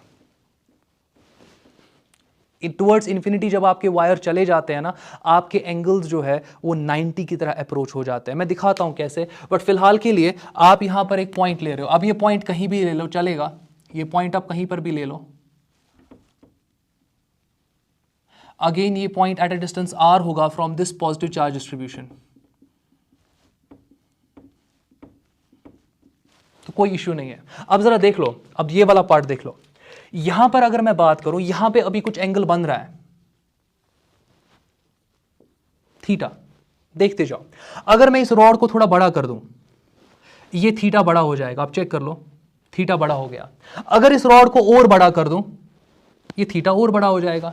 अगर मैं इस रॉड को अब टुवर्ड्स इंफिनिटी ले जाऊं, ये थीटा बढ़ रहा है ना, ये थीटा बढ़ रहा है। अब जरा देख लो, ये थीटा बढ़ रहा है, फाइनली कितना जाएगा 90। ये थीटा देख लो, एक बार देख लो, यहां पर आपका जो थीटा एंगल है पहला इतना था, फिर ये बढ़ गया, फिर ये बढ़ गया। जितना मैं रॉड को बढ़ाते जाऊंगा ये एंगल बढ़ते जाएगा। रॉड को जब आप इंफिनिटी पे ले जाओगे ये एंगल आपका यहां पर 90 बन जाएगा। अब अगर यहां पर आप आराम से देख लो, यहां पर अगर मैं ये वाले एंगल की बात करूं, let us assume this is alpha. अब अगर मैं रॉड को बढ़ाऊं तो आप देखोगे कि ये अल्फा बढ़ गया। दैट मींस जितना मैं यहां से लेंथ को बढ़ाते जाऊंगा ना रॉड के, आप देखोगे कि एंगल पहले अल्फा था, फिर बढ़ गया, मैक्सिमम कितना चला जाएगा 90 डिग्री। दैट मींस जब मैं बोल रहा हूं यहां पर टेंड कर रहा है to infinity, tending to infinity means कि आपका यहां पर जो थीटा 2 है इट टेंड्स टू 90 डिग्री। यहां से tending to infinity will mean कि आपका जो थीटा 1 है it is tending to 90 degree. बहुत आसान है ये, बहुत आसान है ये। अच्छा, थीटा 1 पता चल गया, थीटा 2 पता चल गया, दोनों चीजें पता चल गई, Ex Ey निकाल सकते हो ना। चलो Ex देखते हैं, यहां पे जो आपका यहां पर Ex होगा it will be simply equal to k lambda divided by r। फिर आप यहां पर क्या लेते हो, कॉस ऑफ रेफरेंस लाइन के आगे वाला angle that is 90 degree, minus फिर आप लोगे कॉस ऑफ रेफरेंस लाइन के पीछे वाला एंगल, वो यहां पे 90 होने वाला है इस पॉइंट पर, तो ये कॉस ऑफ 90 डिग्री आ जाएगा। अगेन ये पार्ट और ये पार्ट क्या हो जाएगा, कैंसिल आउट हो जाएगा। आपका Ex अगेन यहां पर 0 के बराबर आ जाएगा। तो होपफुली कहीं पे डाउट नहीं होगा। अगर मैं Ey की बात करूं, आपका Ey जो होगा इट विल बी के लैम्डा डिवाइडेड बाय r, फिर आप लेते हो साइन ऑफ रेफरेंस लाइन के आगे वाला एंगल दैट इज 90 डिग्री, फिर प्लस यहां पर आएगा साइन ऑफ 90 डिग्री। तो आप देखोगे यहां पर कि आपके पास जो ई वाई है साइन 91 होता है, साइन 91 होता है, 1 + 1 2 आ जाएगा, it will be 2i scale lambda divided by r. यही वैल्यूज आपको पता होनी चाहिए। जब ये वैल्यूज पता होते हैं ना, फिर आपको सॉल्व वगैरह करना कुछ नहीं होता है, आपको वैल्यूज पता होते हैं, आप करेक्ट आंसर को टिक कर देते हो। तो कौन सा वाला केस हो गया? केस 2। लास्ट 1-2 केसेस और है, केस 3 की मैं बात करता हूं। वो आपका होता है सेमी इनफाइनाइट वायर।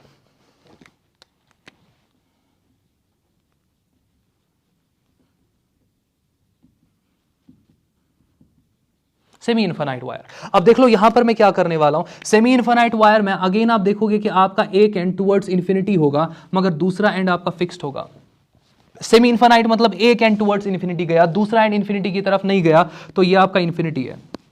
और मैं पॉइंट यहां पे ले रहा हूं, और ये डिस्टेंस आपके पास आर है। यहां कुछ ना कुछ एंगल थीटा बनेगा, यहां कुछ ना कुछ एंगल आपका थीटा बनेगा। तो होपफुली अभी तक कहीं पे किसी को डाउट नहीं होगा। अच्छा, यहां वाला एंगल कितना लोगे? यहां वाला एंगल कितना लोगे? इंफिनिटी जा रहे हो, इस साइड वाला एंगल कितना होगा? 90 डिग्री हो जाएगा। दैट मींस यहां पर आपका जो थीटा 2 है, आगे वाला एंगल जो आपका है रेफरेंस लाइन के आगे वाला एंगल थीटा 2, वो आपका यहां पर थीटा के बराबर है। जबकि आपके रेफरेंस लाइन के पीछे वाला जो एंगल है दैट इज थीटा 1, वो आपका यहां पर 90 डिग्री के बराबर है। जरा EX की बात करते हैं। EX किसके बराबर होता है? K lambda divided by R।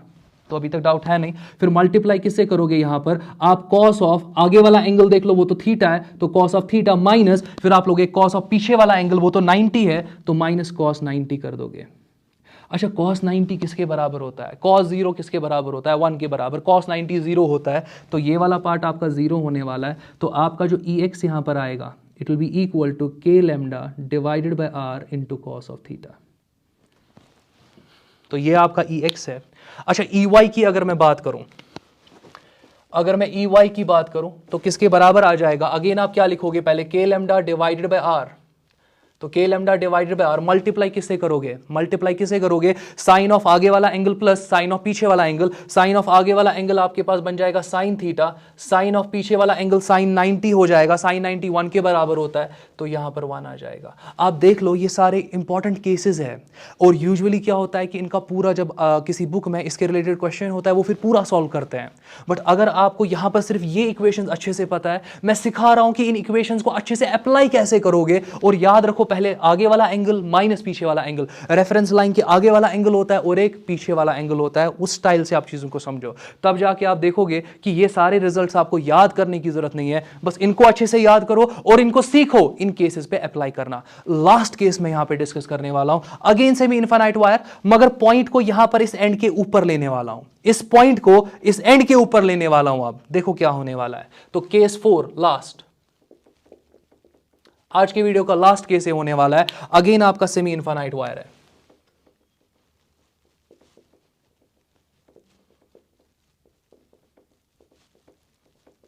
Again semi infinite wire है आपका। तो आप यहां पर क्या करने वाले हो? ये देख लो, मैं सेमी इनफाइनाइट वायर ले रहा हूं, और अगेन यहां पर आप देख सकते हो कि इस वायर पे पॉजिटिव चार्ज डिस्ट्रीब्यूटेड था, इस वायर पर पॉजिटिव चार्ज डिस्ट्रीब्यूटेड है। मगर अब जो मैं पॉइंट यहां पे लेने वाला हूं वो पॉइंट यहां पर लाई कर रहा है।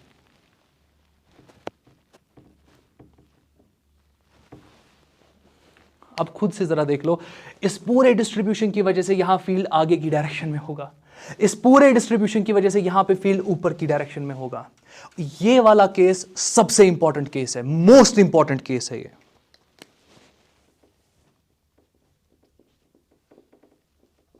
जब हम एंगुलर डिस्ट्रीब्यूशन पढ़ेंगे ना, फिर मैं कॉम्बिनेशन दिखाऊंगा, लीनियर और एंगुलर डिस्ट्रीब्यूशन का कॉम्बिनेशन, और वो कॉम्बिनेशन के क्वेश्चंस एंट्रेंस में आए हैं, और आप देखोगे कि कैसे आप उनको बहुत कम टाइम में फिर सॉल्व करोगे। अब देख लो यहां पर इंपॉर्टेंट पार्ट क्या है। ये आपका यहां पे आर है, ये आपका यहां पर, ये आपका यहां पे आर डिस्टेंस है। अब समझो यहां पे ये वाला एंगल, बिकॉज ये तो इन्फिनिटी है ना, अगर ये इन्फिनिटी है तो ये वाला एंगल आपका यहां इस वाले साइड से कितना होगा? 90 डिग्री होगा। तो ये वाला एंगल आपका यहां पे कितना होने वाला है? थीटा 1 90 डिग्री के बराबर। अब क्वेश्चन है कि थीटा 2 किसके बराबर होगा? थीटा 2 किसके बराबर होगा? जरा वापस यहां पे आ जाते हैं, वापस यहां पे आ जाते हैं। देख लो, आराम से समझना, पॉइंट अभी यहां पर है, आपका एंगल यहां पर कुछ ना कुछ बन रहा है, लेट इट बी अल्फा, कोई इश्यू नहीं है। आप इस पॉइंट को जरा आगे ट्रांसलेट करो, आपका एंगल कुछ ये बन रहा है। आप जरा देख लो, ये बड़ा एंगल था, छोटा हो गया, नहीं समझ में आ रहा है, कोई इश्यू नहीं है, थोड़ा और आगे ले लो, थोड़ा सा और आगे ले लो, थोड़ा सा और आगे ले लो। अगेन मैं यहां पर एक बाइसेक्टर ड्रॉ करने वाला हूं, अगेन इस तरीके से मैं एंगल लेने वाला हूं, ये एंगल जरा देख लो और छोटा हो गया। रियलाइज हो रहा है कि नहीं हो रहा है, पहले वो देख लो। जब मैं पॉइंट को आगे ले रहा हूं ना, तो ये वाला जो एंगल है, ये वाला जो एंगल है जिसको हम θ2 बोलते हैं, ये वाला एंगल आपका कम कम होते जा रहा है। तो अगर मैं इस पॉइंट को इस एंड के ऊपर ले लो ना, ये एंगल 0 बन जाएगा। खुद एक बार और देख लो, ये पॉइंट जो जितना मैं आगे आगे इसको लेते जाऊंगा ना, उतना ये θ2 छोटा होते जाएगा, और जब इस पॉइंट को मैं बराबर इस एंड के ऊपर लाऊंगा ना, ये ऑटोमेटिकली θ2 एंगल आपका 0 बन जाएगा। दैट मींस इस वाले केस में आपका जो θ2 है ये 0 डिग्री है। अब जरा EX की बात करते हैं, बहुत इंपॉर्टेंट है, देखते जाओ। अगर मैं यहां पर EX की बात करूं, it will be equal to k lambda divided by r, पहले cos ऑफ आगे वाला एंगल तो बनेगा cos ऑफ 0 डिग्री, माइनस फिर पीछे वाला एंगल, क्योंकि ये रेफरेंस लाइन है, रेफरेंस लाइन के आगे तो अब एंगल बन ही नहीं रहा है, तो आप आगे वाला एंगल 0 लेने वाले हो, cos 0। रेफरेंस लाइन के पीछे वाला एंगल 90 है बिकॉज ऑफ इंफिनिटी, ये इंफिनिटी है यहां पे, तो आप लोगे cos ऑफ 90 डिग्री। अच्छा, cos 90 तो 0 होता है, मगर cos 0 तो 1 के बराबर होता है ना, तो आपके पास 1 माइनस 0 1 होगा ना। मैं लिख सकता हूं कि आपका जो EX यहां पे होगा, it is equal to k lambda by r। मैंने आपको पहले ही बोला था ना, ये वाला फैक्टर बहुत इंपॉर्टेंट है, k लैम्डा बाय r आ गया। जरा EY देख लो, मैं यहीं पे बोलता हूं EY भी k लैम्डा बाय r आ जाएगा, चेक कर लो, मैं दिखाता हूं। अगर मैं EY की बात करूं, इट इज इक्वल टू, पहले आप k लैम्डा बाय r लिखोगे, फिर आपके पास यहां पे साइन ऑफ, पहले θ2 लिखना है, θ2 आगे वाला एंगल है, रेफरेंस लाइन के आगे वाला एंगल 0 है तो साइन 0 डिग्री, फिर प्लस आपके पास साइन, पीछे वाला एंगल 90 है तो साइन 90 डिग्री, साइन 90 1 होता है, साइन 0 किसके बराबर 0 होता है, तो 0 + 1 1 होता है। अगेन आप देखो कि आपका जो EY है यहां पे, ये k लैम्डा बाय r आ रहा है, और यही वाला पार्ट ज्यादा यूज होता है, इसलिए मैंने पहले ही बोला k लैम्डा बाय r को आप मेमोराइज करो। तो यहां पर अगेन ये वाला रिजल्ट बहुत इंपॉर्टेंट है। अच्छा, यहां पर इंपॉर्टेंट पार्ट क्या है कि आपके पास सेमी इनफाइनाइट वायर है, और आपका जो पॉइंट है जहां पर आप फील्ड निकाल रहे हो, वो इसी सेमी इनफाइनाइट वायर के एक एंड के ऊपर प्रेजेंट है, बराबर ऊपर प्रेजेंट है। तो ये वाला केस बहुत इंपॉर्टेंट है। तो यहां पर आपके पास EX जो है वो आ जाएगा k लैम्डा बाय r, और आपका जो EY है यहां पे, वो भी आपका k लैम्डा बाय r आ जाएगा। इन इक्वेशंस को अच्छे से अपनी कॉपी में पेन डाउन करो, और जब ये सारा आप पूरा लिखोगे अपनी कॉपीज में, जब आप इसको पूरा पेन डाउन करोगे, डेरिवेशंस वगैरह सब कुछ अपनी कॉपी पे लिखोगे, लास्ट में एक मतलब एक कॉलम बना देना, या सिंपली एक छोटा सा मतलब एक पेज पे आप सिंपली अच्छे से सेक्शंस बना देना, और ये सारे रिजल्ट्स जो है यहाँ पे, जो हमने यहाँ पे स्पेशल केसेस में लिखे, इनका पूरा एक टेबल बनाना, और इनको बार बार रिवाइज करते जाओ। जितना इनको अभी से रिवाइज करते जाओगे, उतना आगे जाके आपको फ्यूचर में एंट्रेंस में फायदा मिलेगा। आज के लिए इतना काफी। नेक्स्ट वीडियो में मैं simply electric field due to a charge ring आपको पढ़ाने वाला हूं, बोर्ड एग्जामिनेशन में मोस्ट एक्सपेक्टेड क्वेश्चन है, तो नेक्स्ट वीडियो में वो देखते हैं। आज के लिए इतना काफी, टेक केयर।